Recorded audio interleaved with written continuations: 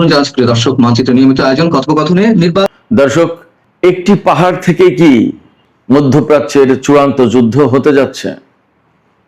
মার্কিন president Donald Trump ঘোষণা করেছেন তারা খুব শিগগিরই ইরানের পিক এক্স পাহাড়ে হামলা করবে এবং সেই হামলায় জড়িয়ে যেতে পারে ইসরায়েল। প্রশ্ন হচ্ছে, পিক এক্স পাহাড়ে কি আছে? এদিকে ইরানের আইআরজিসি পাল্টা হুঁশিয়ারি উচ্চারণ করে বলেছে, এই ধরনের হামলা যদি হয় তাহলে পুরো মধ্যপ্রাচ্যে ভয়াবহ যুদ্ধ শুরু হবে এবং ইসরায়েলের প্রতিটি কোনায় কোনায় ইরান হামলা চালাবে। ইসরায়েলকে লক্ষ্য করে 500 খাইবার সেখান ক্ষেপণাস্ত্র ছুড়বে। এদিকে হরমুজ প্রণালী এলাকায় ইরান 10,000 স্নাইপার মোতায়েন করেছে। অন্যদিকে ইয়েমেন যে সৌদি আরবের উপর নৌ অবরোধ আরোপ করেছে তার আওতায় তার অংশ হিসেবে সৌদি আরব থেকে তেলবাহী 2টি জাহাজ যাচ্ছিল, সেই 2টি জাহাজকে ফেরত পাঠিয়েছে, বাবার মানদেব প্রণালী ক্রস করতে দেয়নি। এছাড়া আরো 6টি জাহাজ সৌদি আরবের তেল আনার জন্য যাচ্ছিল, তাদেরকেও প্রবেশ করতে দেয়া হয়নি। এই পরিস্থিতিতে আন্তর্জাতিক বাজারে তেলের দাম আরো বেড়েছে এবং বর্তমানে কিছুক্ষণ আগের খবর, আন্তর্জাতিক বাজারে ব্রেন্ট ক্রুড অয়েল প্রতি ব্যারেলের দাম $94.72 পৌঁছেছে। গতকাল যা ছিল তার চেয়েও বেড়ে গেছে। আর ওয়েস্ট টেক্সাস ইন্টারমিডিয়েট যেটা, তার দাম বর্তমানে $87.78 প্রতি ব্যারেল তেলের দাম। এই পরিস্থিতিতে একদিকে যেমন বিশ্ব অর্থনীতি এবং তেলের বাজার মারাত্মক রকমের অস্থিতিশীল হয়ে পড়েছে, তেমনি মার্কিন প্রেসিডেন্ট ডোনাল্ড ট্রাম্পের পিক এক্স পাহাড়ে হামলার ঘোষণা এবং তাতে ইসরায়েলের জড়িয়ে যাওয়া আর ইরানের পাল্টা হুঁশিয়ারি, এতে আরো ভয়াবহ উদ্বেগ, অস্থিতিশীলতা এবং বড় রকমের যুদ্ধের ঝুঁকি তৈরি করেছে। আসলে পরিস্থিতি যাচ্ছে কোথায়? ইরান, আমেরিকা এবং ইসরায়েলের মধ্যকার এই সংকট আসলে বিশ্বকে কোথায় নিয়ে ঠেকাবে এবং এর শেষ পরিণতি কোথায়? সুপ্রিয় দর্শক, আমরা এই সমস্ত বিষয় নিয়ে আজকের ভিডিওতে বিস্তারিত আলোচনা করব। আশা করি আপনারা শেষ পর্যন্ত সঙ্গে থাকবেন। আর ভিডিও ভালো লাগলে লাইক, কমেন্ট, শেয়ার করবেন এবং চ্যানেলটি সাবস্ক্রাইব করে সাথেই থাকবেন।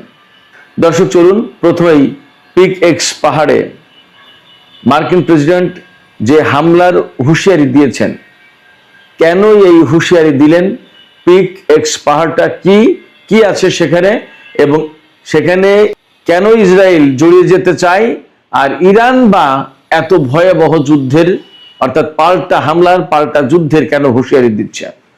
পিক এক্স পাহাড়টা হচ্ছে ইরানের মধ্যাঞ্চলে যে নাতানজ পরমাণু কেন্দ্র যেটা ইস্পাহানে, সেই পরমাণু কেন্দ্রের কয়েক মাইলের ভেতরেই এই পিক এক্স পাহাড় অবস্থিত।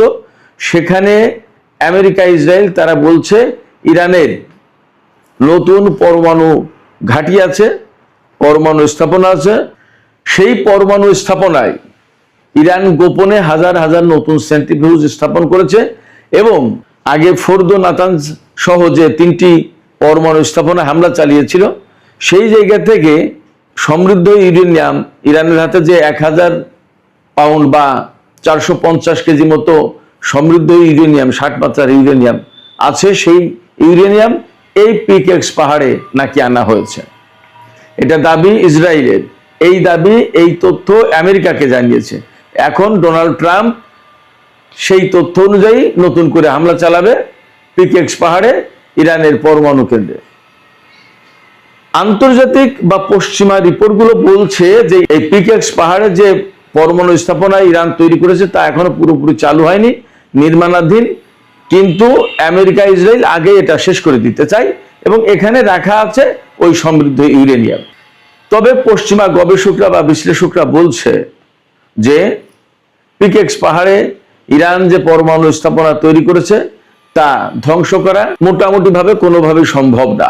তার কারণ হচ্ছে এটা অত্যন্ত পাহাড়ি এলাকায় অবস্থিত, প্রথম কথা। দ্বিতীয় কথা হচ্ছে যে এই মূল স্থাপনা বা মূল কেন্দ্র যেটা, সেটা পাহাড়ের অনেক বেশি গভীরে এবং তার দরজাগুলো, যে প্রবেশ পথ, সেগুলো এমনভাবে তৈরি করা হয়েছে যা এই বাংকার বাস্টার বোমা দিয়েও ধ্বংস করা যাবে না, এমনভাবেই তৈরি করা হয়েছে। কারণ ইরানের বিভিন্ন সময়কার অভিজ্ঞতার আলোকে নতুন করে এই পিকেক্স পাহাড়ের পরমাণু স্থাপনা তৈরি করা হচ্ছে এবং এটা ওই রকমের শক্তিশালী প্রতিরক্ষামূলক ব্যবস্থা এখানে আছে, যার কারণে এটা সহজে ধ্বংস করা যাবে না। বিমান হামলা দিয়ে মূল কেন্দ্র ধ্বংস করা যাবে না। এই কেন্দ্র যদি নস্যাৎ করতে হয় বা এখান থেকে যদি সমৃদ্ধ ইউরেনিয়াম নিতে হয়, তাহলে এখানে স্থল অভিযান চালানো ছাড়া কোনো বিকল্প উপায় নেই। বাট স্থল অভিযান চালাতে গেলে সেটা হবে আরো অনেক বেশি ঝুঁকিপূর্ণ, অনেক বেশি প্রাণঘাতী এবং ভয়াবহ চ্যালেঞ্জিং। কারণ এত পাহাড়ের গভীরে গিয়ে অজানা অচেনা লোকেদের পক্ষে এখানে অভিযান চালানো কঠিন ব্যাপার। ঠিক যেহেতু এটা নতুন একটা প্রতিষ্ঠান স্থাপনা, সে কারণে তার প্রতিরক্ষার জন্য ইরান ওই রকমই সম্ভাব্য সব ধরনের উপায় অবলম্বন করেছে, সব ধরনের ব্যবস্থা রেখেছে। অতএব স্থল অভিযান চালাতে গেলে মার্কিন বা ইসরায়েলি সেনাদের প্রচুর ক্ষয়ক্ষতি হবে, তাতে কোনো সন্দেহ নেই। এখন প্রশ্ন হচ্ছে, এই যে ইসরায়েল এবং আমেরিকায় এই হামলায় জড়িত হবে বা এই হামলা চালাবে, ইরান কি করবে? ইরান এখানে পরিষ্কার করে বক্তব্য দিয়েছে, যদি এই ধরনের কোনো হামলা চালায় আমেরিকা ইসরায়েল, তাহলে ইরানের আইআরজিসির পক্ষ থেকে পরিষ্কার বার্তা দেওয়া হয়েছে যে একদম সাথে সাথেই ইসরায়েলের বিরুদ্ধে ভয়াবহ হামলা শুরু হবে, পুরো মধ্যপ্রাচ্যে হামলা ছড়িয়ে পড়বে এবং ইসরায়েলের প্রতিটি কোনায় কোনায় হামলা চালানো হবে, প্রতিটি কর্নারকে লক্ষ্যবস্তু করা হবে এবং অন্তত 500 খাইবার শেখান ক্ষেপণাস্ত্র ছোড়া হবে ইসরায়েলকে লক্ষ্য করে। খাইবার শেখান ক্ষেপণাস্ত্রটা কি? খাইবার শেখান ক্ষেপণাস্ত্র হচ্ছে হাইপারসনিক ক্ষেপণাস্ত্র। এই ক্ষেপণাস্ত্রের পাল্লা হচ্ছে 2000 কিলোমিটার, অর্থাৎ ইরান থেকে ছুড়লে 2000 কিলোমিটার দূরের লক্ষ্যবস্তুতে আঘাত হানতে সক্ষম এবং এটা 1.5 টন 1500 কেজি ওয়ারহেড বহন করতে পারে। একটা ওয়ারহেডের ওজন 1500 কেজি, অর্থাৎ 1.5 টন 37.5 মন। এইরকম একটা ওয়ারহেড বিস্ফোরিত হলে সেখানে কি হবে আপনি কল্পনা করেন। ইরান বলেছে অন্তত 500 খাইবার শেখান ইসরায়েলে মারা হবে। তাহলে ইসরায়েলের অস্তিত্ব থাকবে কিনা সেটা নিয়েই তো প্রশ্ন। এখানে আরেকটা তথ্য দিয়ে রাখি, আমেরিকা ইসরায়েলের কাছে কিন্তু হাইপারসনিক ক্ষেপণাস্ত্র মোকাবেলার কোনো প্রযুক্তি নেই। ফলে পিকেক্স মাউন্টেইনে বা এই পাহাড়ে আমেরিকা ইসরায়েল হামলা চালাবে কি চালাবে না তার হিসাব নিকাশ তারা করুক, সেই সিদ্ধান্ত তারা নিক। ইরান তার বক্তব্য কিন্তু পরিষ্কার করে দিয়েছে। অবশ্য মার্কিন প্রেসিডেন্ট ডোনাল্ড ট্রাম্প এর আগেও বলেছিলেন যে আমরা হামলা চালাতে পারি ইরানের পরমাণু স্থাপনা আবারও, কিন্তু তিনি তা করেননি। দেখা যাক এবার কি হয়। তবে ইরান এবার ব্যাপক মাত্রায় প্রস্তুত। তার বড় কারণ হচ্ছে আমরা গত কয়েকদিনের ইরানের হামলা যে ধরন দেখছি, তাতে ইরান যা করেছে মেইনলি মধ্যপ্রাচ্যের যত দেশে মার্কিন ঘাঁটি আছে তার প্রত্যেকটা ঘাঁটিতে ব্যাপকভাবে, আমি গতকালকেও বলেছি আজকেও বলি, radar system, early warning system, electronic warfare system, তারপরে যে সমস্ত গোয়েন্দা বিমান বা কমান্ড অ্যান্ড কন্ট্রোল সেন্টার হিসেবে কাজ করে যে সমস্ত বিমান, সেগুলোর উপর হামলা চালিয়েছে।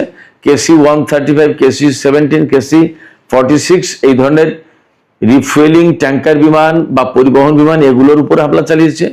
প্রচুর পরিমাণে ড্রোন ক্ষতিগ্রস্ত হয়েছে, বিমানের হ্যাঙ্গারে হামলা চালিয়েছে।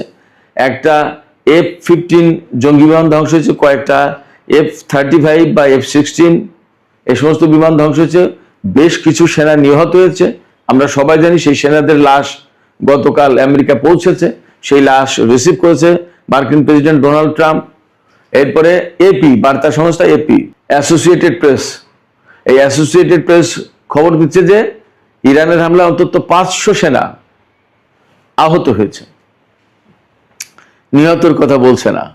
500 সেনা যদি আহত হয় তাহলে নিহত কতগুলো হতে পারে মোটামুটি একটা কল্পনা করা যেতে পারে। তার মানে ইরান কিন্তু যথেষ্ট প্রতিরোধমূলক হামলা চালাচ্ছে এবং অ্যাগ্রেসিভ হামলা চালাচ্ছে, ডিফেন্সিভ না। এখন ইরান অনেকটা অফেন্সিভ। তো যে কথা বলছিলাম, মধ্যপ্রাচ্যের এই যে সিস্টেম, রেডার ম্যাডার, এই সমস্ত সিস্টেম, এইগুলো ধ্বংস করে দিয়ে আমেরিকাকে প্রকৃতপক্ষে কানা করে দিচ্ছে, অন্ধ করে দিচ্ছে। আমেরিকা তার প্রতিরক্ষা ব্যবস্থা ঠিক রাখতে পারছে না।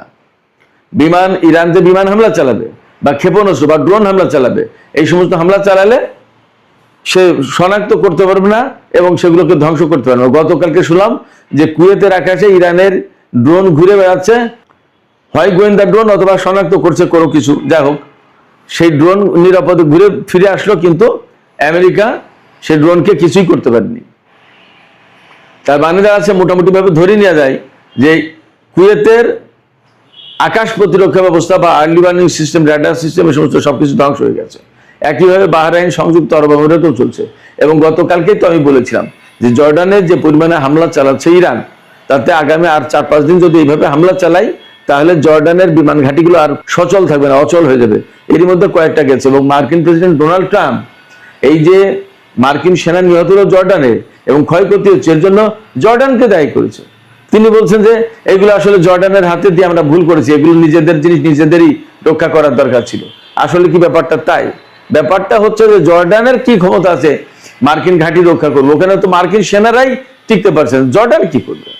আমরা নতুন করে আরেকটা খবর পাচ্ছি যে হরমুজ প্রণালী এলাকায়, হরমুজ প্রণালীর যে উপকূল, এই উপকূল জুড়ে ইরান অন্তত 10,000 স্নাইপার মোতায়েন করেছে। তার মানে আশঙ্কা করা হচ্ছে বা ধারণা করা হচ্ছে ইরানের দক্ষিণ উপকূল দিয়ে আমেরিকা স্থল অভিযান চালানোর চেষ্টা করতে পারে। যদি তাই চালায় তাহলে এই স্নাইপারগুলো আমেরিকার সেনাদের জন্য ভয়াবহ প্রাণঘাতী হয়ে দাঁড়াবে।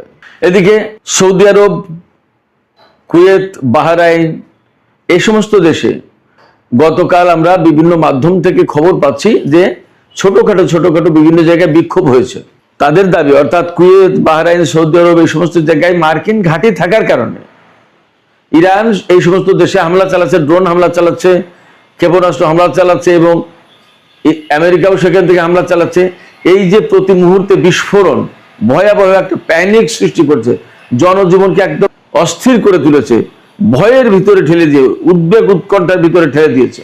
এর জন্য মূল দায়ী হচ্ছে মার্কিন ঘাঁটি। অর্থাৎ মার্কিন ঘাঁটি যদি না থাকতো তাহলে এই অবস্থা তৈরি হতো না। এই সমস্ত দেশের জনগণের বক্তব্য হচ্ছে এই সমস্ত দেশের সরকার আমেরিকার ঘাঁটি তৈরি করতে দিয়ে আজকে এই বিপদ ডেকে এনেছে।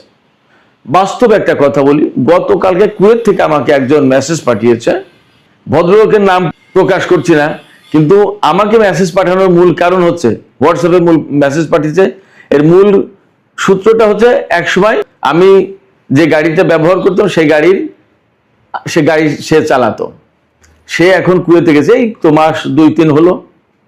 সে গতকালকে বলল যে স্যার, এত ভয়াবহ হামলা হয়, ইরানের ক্ষেপণাস্ত্র এসে যখন আঘাত করে তখন বিল্ডিং গুলো থর করে কাঁপে, মনে হয় ভূমিকম্প, মনে হয় যে কখন না জানি বিল্ডিং ধসে পড়ে।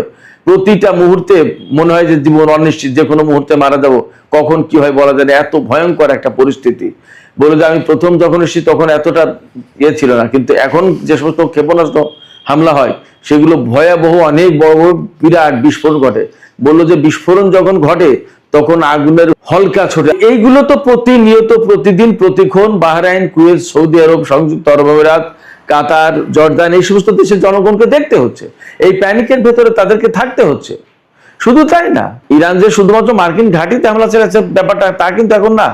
গতকালকে বাহরাইনের একটা হোটেলে যেখানে মার্কিন সেনারা ছিল, সেই হোটেলে ইরান ড্রোন হামলা চালিয়েছে এবং সেই হোটেলে আগুন জ্বলছে, ড্রোন বা ক্ষেপণাস্ত্র হামলা চালিয়েছে, আগুন জ্বলছে। তো সেখানে হোটেল, তো সেখানে তো বেসামরিক লোকজন থাকার কথা। এবং এই যে হোটেলের খবর ইরান পাচ্ছে কি করে? বিভিন্ন দেশের বেসামরিক লোকজন ইরানকে তথ্য দিচ্ছে যে এখানে মার্কিন সেনা আছে বা এই ঘাঁটিতে এই আছে, ইরান সেখানে হামলা চালাচ্ছে। তো এই পরিস্থিতিতে যা দাঁড়াচ্ছে যে এই সমস্ত দেশে একসময় বড় রকমের গণবিস্ফোরণও ঘটে যেতে পারে, কিছু বলা যাচ্ছে না যা পরিস্থিতি। একসময় সরকার বিরোধী আন্দোলনও তৈরি হয়ে যেতে পারে যা পরিস্থিতি। কোনো কিছু আসলে বোঝা মুশকিল, নিশ্চিত করে বলা যাচ্ছে না। তবে যা পরিস্থিতি তাতে তো এই সমস্ত দেশের মানুষ বিক্ষুব্ধ হয়ে উঠছে যে আমেরিকার ঘাঁটির কারণে কেন আজকে আমাদেরকে এত দুর্ভোগের ভেতরে থাকতে হবে। যা হোক দর্শক, মধ্যপ্রাচ্যের এই পরিস্থিতি নিয়ে আমি যে আলোকপাত করলাম তার পাশাপাশি আরো কিছু গুরুত্বপূর্ণ খবর আছে। যেমন ইয়েমেনের হুতিরা সৌদি আরবের উপরে নৌ অবরোধ আরোপ করেছে, অর্থাৎ বাব আল মানদেব প্রণালী বা সমুদ্র ব্যবহার করে সৌদি আরব কোনো তেল বা পণ্য রপ্তানি করতে পারবে না, কিংবা কোনো দেশের জাহাজ বাব আল মানদেব প্রণালী পার হয়ে সৌদি আরবে যেতে পারবে না। তো এর আওতায় গতকালকে অন্তত দুটো জাহাজ যারা সৌদি আরব থেকে তেল নিয়ে বাব আল মানদেব প্রণালী পার হতে চাচ্ছিল তাদেরকে পার হতে দেয়নি, তাদেরকে হুতি সমর্থিত সেনাবাহিনী ফিরিয়ে দিয়েছে। আবার বাব আল মানদেব প্রণালীতে বাইরে থেকে প্রবেশ করতে চাচ্ছিল যারা সৌদি আরবের তেল আনতে চাচ্ছিল, এরকম 6টি জাহাজ ফেরত দিয়েছে। হুতিরা বাব আল মানদেব প্রণালীতে ঢুকতে দেয়নি, তাদেরকে সরিয়ে দিয়েছে। এবং হরমুজ প্রণালীতে তো কঠিন অবস্থা, সেখানে হামলা পাল্টা হামলা ঘটনা চলছে। গত রাতেও আমেরিকা ইরানের বিভিন্ন জায়গায় হামলা চালিয়েছে, এমনকি তেহরানের উপর হামলা চালানোর চেষ্টা করেছিল, সেখানে আকাশ প্রতিরক্ষা ব্যবস্থা অ্যাক্টিভেট করেছিল। এবং ইরানের উত্তরাঞ্চলেও নাকি হামলা হয়েছে, বিশেষ করে তাবরিজে, উরুমিয়া, এই সমস্ত এলাকায়। এর জবাবে ইরান কুয়েত, বাহরাইন এবং জর্দানে হামলা চালিয়েছে। তার মানে পরিস্থিতি যথেষ্ট নাজুক এবং হরমুজ প্রণালীতে পরিস্থিতি মোটেই উন্নতি হয়নি, বরং অবনতি হয়েছে। কোনো মতেই আমেরিকা হরমুজ প্রণালীকে মুক্ত করতে পারছে না। শুধু তাই না, গতকাল মার্কিন কংগ্রেসের যুদ্ধমন্ত্রী পিট হেগসেথকে তলব করা হয়েছিল, সেখানে তিনি নতুন করে আরো 87.5 বিলিয়ন ডলার চেয়েছে যুদ্ধের ব্যয় মেটানোর জন্য। এবং তিনি জানিয়েছেন যে 37.5 বিলিয়ন ডলার এ পর্যন্ত খরচ হয়েছে যুদ্ধের। কিন্তু আমেরিকানরা বা কংগ্রেসম্যানরা সবাই বলছে যে পিট হেগসেথ যে খরচের কথা বলছে এটা কম, গোপন করছে, খরচের চেয়ে আরো অনেক বেশি হয়েছে। এবং কংগ্রেসম্যানরা পিট হেগসেথকে, যুদ্ধমন্ত্রীকে, চেপে ধরেছিল যে আপনারা যুদ্ধ বলেছিলেন যে সবকিছু শেষ, ইরানের সমস্ত সামরিক সক্ষমতা শেষ, পরমাণু স্থাপনা ধ্বংস করে দিচ্ছেন, এখন নতুন করে আবার হামলা চালাচ্ছেন এবং যুদ্ধের জন্য এত বিরাট বাজেট চাচ্ছেন কেন? কি হয়েছে? ঘটনা কি? যুদ্ধ কবে শেষ করবেন? কিচ্ছুর জবাব দিতে পারেনি মার্কিন যুদ্ধমন্ত্রী। এই পরিস্থিতিতে একদম মধ্যপ্রাচ্যের অবস্থা আরো অনিশ্চিত হয়ে পড়েছে, এতে কোনো সন্দেহ নেই। এই জায়গা থেকে তেলের দাম নতুন করে বেড়ে গেছে। আজকে আমি যখন এই ভিডিও করেছি তার একটু আগে খবর নিলাম, আন্তর্জাতিক বাজারে ব্রেন্ট ক্রুড অয়েলের দাম প্রতি ব্যারেল $94.72, আর ওয়েস্ট টেক্সাস ইন্টারমিডিয়েট যেটা, সেটা প্রতি ব্যারেল তেলের দাম $87.78। এগুলো সব অপরিশোধিত তেলের দাম। পরিশোধিত তেলের দাম আরো বেশি। এখন যদি প্রায় $95 হয় এক ব্যারেল তেল, তার মানে এই যে ইরান এবং আমেরিকার মধ্যে যে যুদ্ধবিরতি চুক্তি 17 এপ্রিল সই হয়েছিল ইসলামাবাদ সমঝোতা স্মারক, তারপরে তেলের দাম কিন্তু ব্যারেল প্রতি $70 নিচে চলে এসেছিল। আমরা যদি $70 ধরি তাহলে এখন 95, তার মানে $25 বেড়ে গেছে ব্যারেল প্রতি। তার মানে 3 ভাগের 1 ভাগ দাম বেড়ে গেছে আরো। এই পরিস্থিতিতে বিশ্ব অর্থনীতি, বিশ্ব তেলের বাজার আবার অস্থিতিশীল হয়ে পড়েছে, আবার চরম অনিশ্চয়তা তৈরি হয়েছে। এর ভিতরে আমেরিকা, ইসরায়েল যদি ইরানের উপরে ওই যে পিকেক্স পাহাড়ে হামলার কথা বলা হচ্ছে, সেখানে যদি হামলা চালায় তাহলে ইরান এই যুদ্ধ আরো বিস্তৃত করবে এবং ইসরায়েলের উপরে মারাত্মক আঘাত করবে। হরমুজ প্রণালী, বাব আল মানদেব প্রণালী আরো কঠোর হবে। তাহলে বিশ্ব ভয়াবহ অর্থনৈতিক সংকটের মুখে পড়বে, এতে কোনো সন্দেহ নেই। এই অবস্থায় আমেরিকা এই ঝুঁকি নেবে কিনা, ইসরায়েল এই ঝুঁকি নেবে কিনা, বিশ্ববাসী, বিশেষ করে রাশিয়া, চীনের মতো প্রভাবশালী দেশ, ব্রিটেন, ফ্রান্স, জার্মানি, এরকম সমৃদ্ধ অর্থনীতির দেশ, তারা এই ঝুঁকি নিতে যাবে কিনা সেটা হিসাব করা দরকার, তাদের বিবেচনা করা দরকার। এবং তারা আমেরিকার বিরুদ্ধে কোনো কিছু বলবে কিনা সেটাও তাদের বোঝা উচিত। সুপ্রিয় দর্শক, এখনকার আলোচনা এখানে শেষ করতে চাইছি। আলোচনা শেষের আগে আপনাদের মতামত জানতে চাই, আপনারা কি ভাবছেন? আসলে আমেরিকা, ইসরায়েল কি ইরানের পরমাণু স্থাপনা, যেটা পিকেক্স পাহাড়ের কথা বলা হচ্ছে, সেখানে কি হামলা চালাতে যাচ্ছে?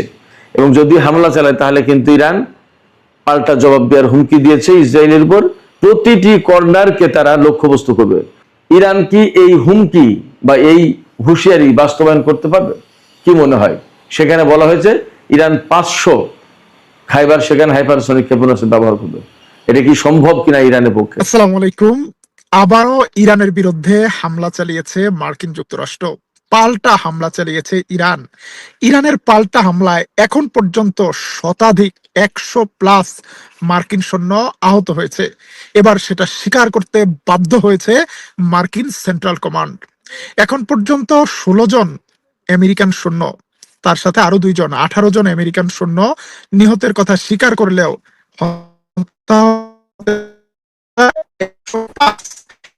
প্লাস কত হতে পারে সেই জায়গাটা নিয়ে সবসময় রাখার চেষ্টা করে। আমরা লাইভে কিছু গুরুত্বপূর্ণ তথ্য জানাবো, গুরুত্বপূর্ণ সংবাদ দেই। সেই সংবাদটি হলো, মার্কিন যুক্তরাষ্ট্রে আগামী সেপ্টেম্বরে জাতিসংঘের অধিবেশনে যদি নেতানিয়াহু অংশগ্রহণ করতে আসে, নিউ ইয়র্কে অবস্থিত জাতিসংঘের সদর দপ্তরে আসার আগেই নেতানিয়াহুকে গ্রেফতার করার নির্দেশ দিবে নিউ ইয়র্ক শহরের mayor Mamdani. Zohran Mamdani new York শহরের পুলিশকে এই ধরনের আইনি ব্যবস্থা নেয়ার ব্যাপারে নির্দেশ দিয়েছেন। এই বিষয় নিয়ে নতুন ধরনের উদ্বেগ ছড়িয়ে পড়েছে ইসরায়েলের মধ্যে। এদিকে মার্কিন প্রেসিডেন্ট ডোনাল্ড ট্রাম্প নিয়েছেন তার বিপরীত অবস্থান।